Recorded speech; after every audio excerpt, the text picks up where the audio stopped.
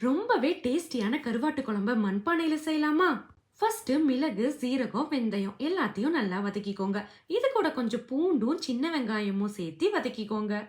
எல்லாமே நல்லா வதங்கினதுக்கு அப்புறமா கொஞ்சம் மஞ்சத்தூள், சில்லி பவுடர், நிறைய கொத்தமல்லி பவுடர் எல்லாத்தையும் சேர்த்து அகைன் வதக்கிக்கோங்க. மசாலால கருகிறதுக்குள்ள தக்காளி ஆட் பண்ணி அதையும் வதக்கிக்கோங்க. இந்த மசாலாவை ஆற வச்சு அரைச்சி எடுத்துக்கோங்க.